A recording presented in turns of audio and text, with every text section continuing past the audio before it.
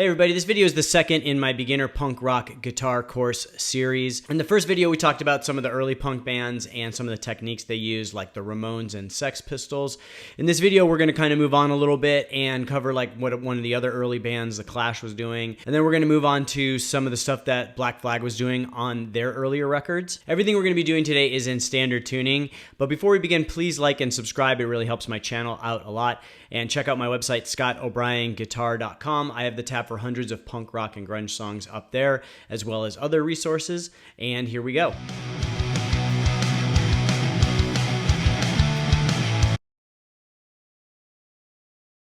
All right, so in the first video, we talked about the tone that I was using to kind of emulate what some of the earlier punk bands did, like the Ramones and Sex Pistols. And we talked about I'm using a Fender Twin Reverb amp. It's a 65 reissue, so it's similar to the 65. And I'm using the Ibanez Tube Screamer to get some crunch, but it's not like a modern distortion. So we're going to use those same settings. If you didn't watch that first video, you can go check it out. And I talked briefly about like what I'm doing and show the settings that I'm using. So again, it's going to be the Fender Twin and the Tube Screamer to kind of emulate what the Clash is doing. And so the Clash are going to be doing a lot of the same things that the Ramones and Sex Pistols are doing. They kind of combine it because they have a 2-guitar attack. So we talked about the Ramones and how they're going to kind of play like 1, 2, 3, 4, like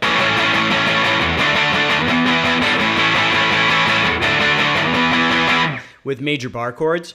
And then we talked about the Sex Pistols, how they sometimes like to use open chords like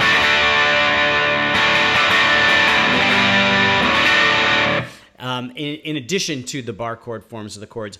And the Clash are going to kind of do a little bit of both, and a lot of times they'll overlay maybe some open chords or some triads. And if you don't know what a triad is basically just a 3-note chord. So it's just 3 strings basically. It sounds a little different, usually sounds a little brighter or higher the way the Clash is going to play it. And so they'll play like maybe some major bar chords, but then they'll also have like a second guitar which is accenting with some open chords. And they're also going to use like a little different rhythm. They're not going to be doing like the driving kind of guitar rhythm that the Sex Pistols or the Ramones are doing with a lot of like The guitar is actually going to be more used for accents, and the bass is kind of the driver in the Clash's music. So an example of something the Clash might do is a rhythm like this.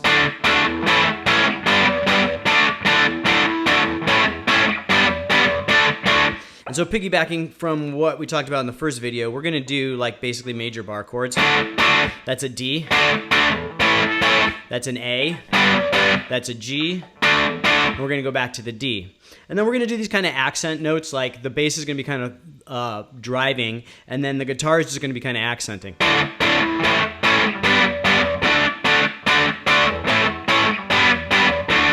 So something like that, which I think is very similar to the way the Clash played it.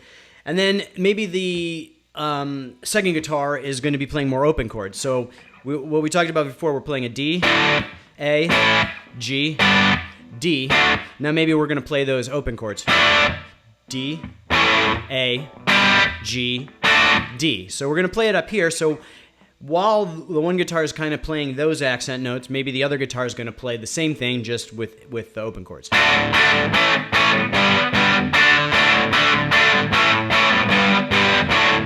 And you can kind of hear like these are a little bit brighter. They're the same chords, but they're just a little different pitch. And so that's going to kind of add like another layer on top of the music and a little bit of interest. And so also too, what the Clash might do is they might not play those parts the exact same way. So instead of playing a 2-note strum like the first guitar is playing, the second guitar might play like an open strum like this.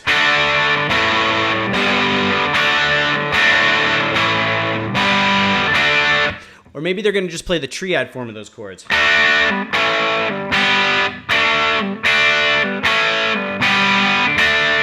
And so basically we're just playing the top 3 strings, the G, B, and E string of those same open chords, but we're kind of accenting the higher notes. And by doing so, we are going to kind of distinguish them from the lower frequencies of the other chords. So you can kind of hear it's a little bit more low end on that. So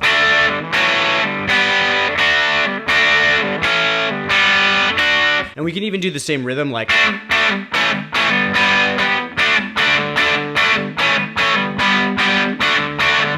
And then as far as leads are concerned, there's going to be a decent amount of lead work in the Clash's music. And they're going to do actually some more of that Chuck Berry style bends. And like Steve Jones kind of does, and then continue on within the scale. So like they might do something similar to that. So I'm not going to cover that again because I covered that in the first video. But another thing that the Clash do is they incorporate a lot of major scales, which is kind of a more traditional rock and roll approach as opposed to the minor scale. So a lot of rock bands will use the minor pentatonic for their leads. The Clash will actually play a little bit more of the major scale in their leads, which has like a brighter, a little bit, for lack of a better word, like a happier feel than like the minor pentatonic, which is more bluesy and a little more of a downer feel, or a little bit more aggressive feel.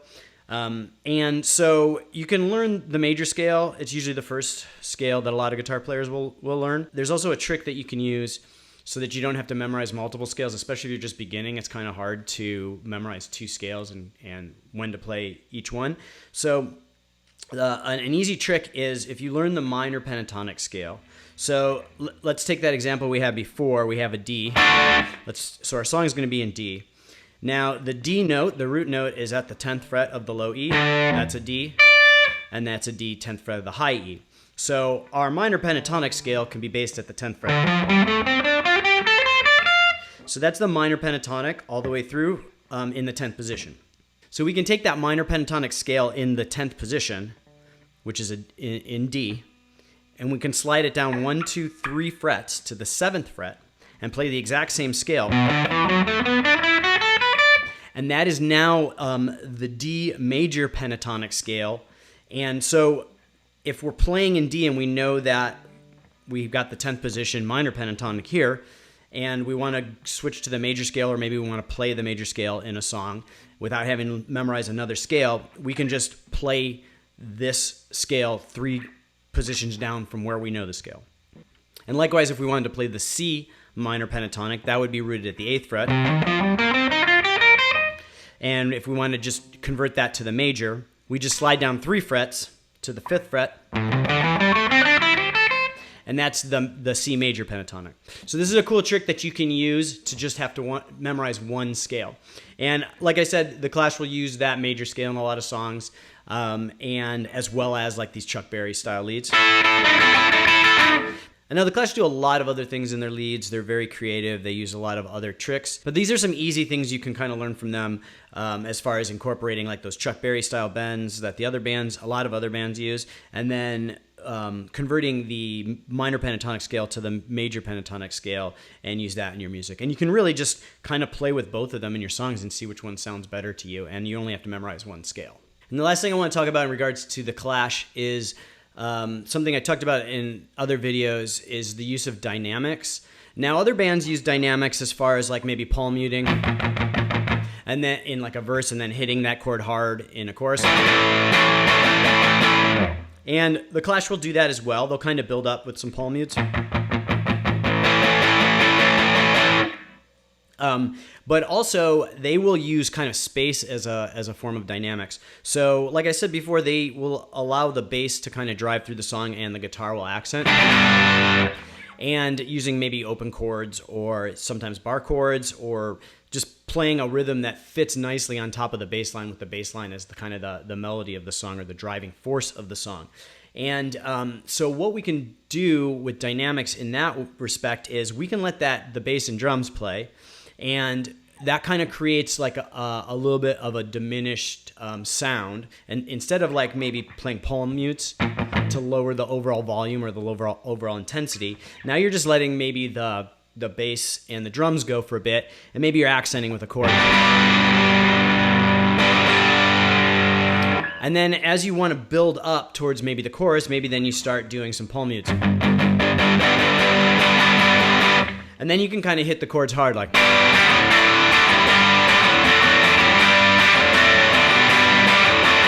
Or.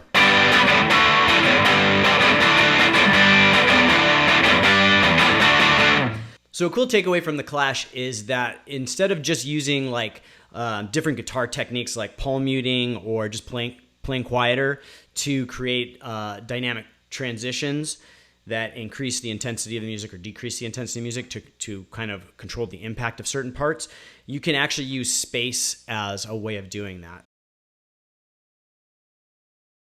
All right, so now I want to move on to another band that has been highly influential to a lot of punk bands, and that's Black Flag.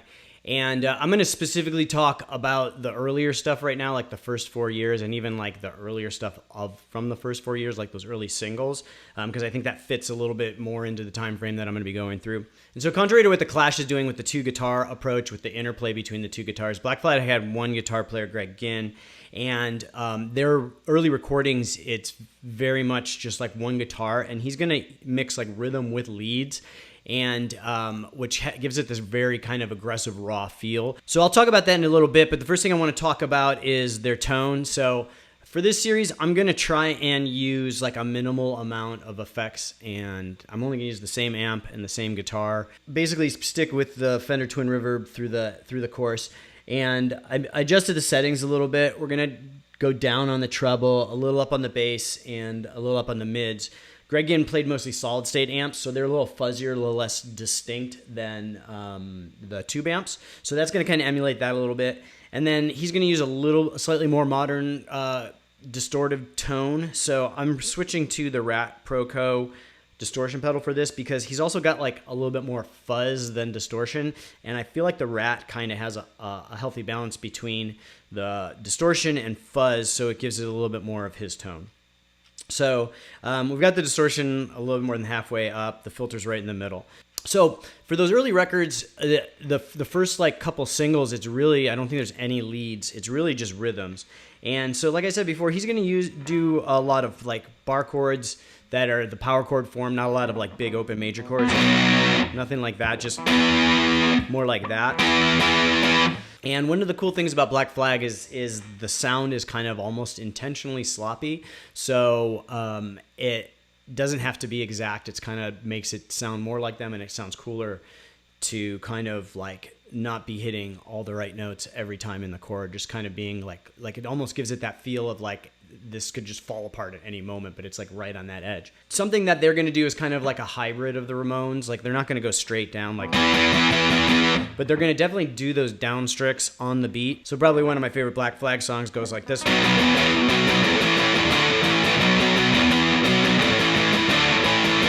And that sounds like almost like it could be a Ramones song.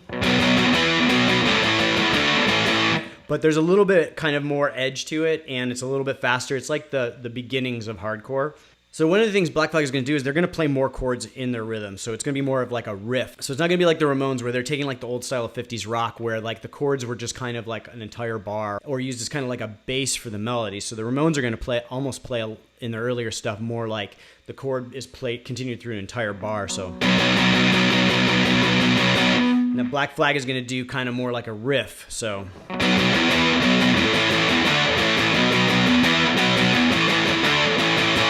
but it's kind of Ramonesy still. And another thing that Greg Ginn is going to do is going to be, he's going to be playing the leads interspersed with the rhythms. So like a lot of bands will overdub like a lead. So they'll have one guitar playing like,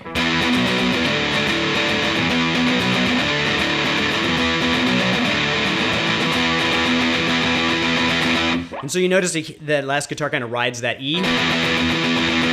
And now at the end, and now what Black Flag will do is Greg Ginn will play the lead over the top of that E, and there won't be a rhythm guitar underneath it, like thickening that up. So it's like,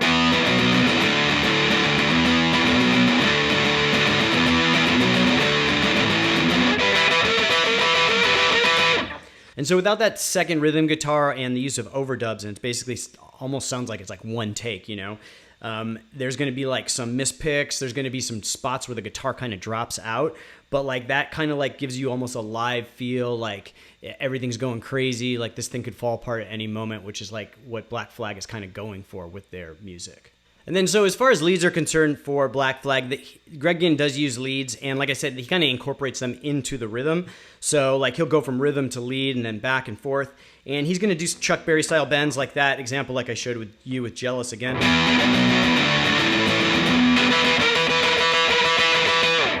where he's going to play those Chuck Berry style bends in there. And what I think is cool about Greg Ginn is a lot of times he'll kind of play them like out of key, like those unison bends. They won't match up. They'll kind of be a little off.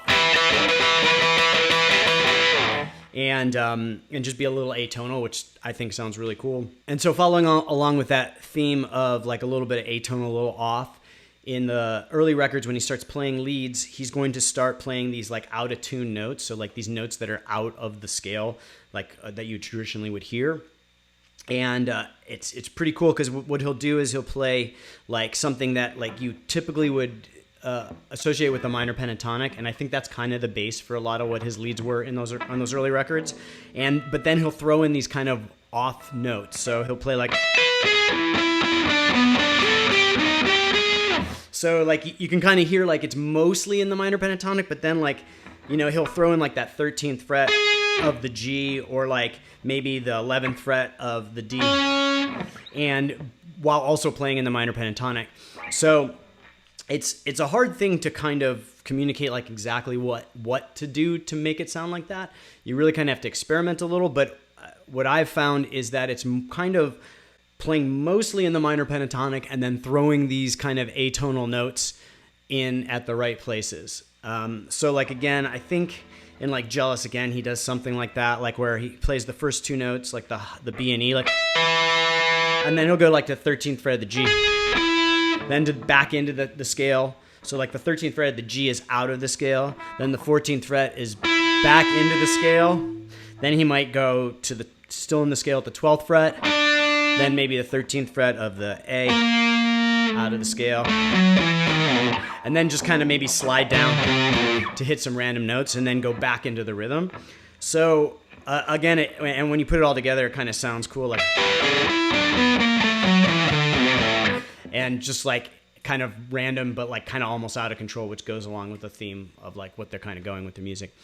So I would say if you want to try and emulate this, learn the minor pentatonic scale. It's pretty easy. It's probably the easiest guitar scale there is because it's kind of repeating. And try and throw these kind of notes that are outside of the scale in there. Once you know the scale, you kind of know where not to play, and those are the notes you can kind of play. But like, it's kind of the trick is finding the balance. Like, how many out of tune notes do you play to kind of emulate what he's doing? But again, there's no right or wrong. Like, so if you want to like play mostly out of scale notes and then add a few notes at the end, or you know, intersperse a few notes that are like within the scale, and it sounds cool to you, like, do it. So that's it for this one. I hope you liked the lesson. In the next video in this series, we're going to talk about some of the next wave of punk bands and what they were doing, like some of the ones with like more eclectic influences like the Dead Kennedys, or some of the hardcore bands like Minor Threat and what they're doing. So if you appreciate this content, please like and subscribe. It really helps my channel out a lot. It'll also help you get notified when the next video goes up. And check out my website, scottobrien.guitar.com. I have the tabs for hundreds of punk, rock, and grunge songs up there, as well as other resources. And I will see you guys next time.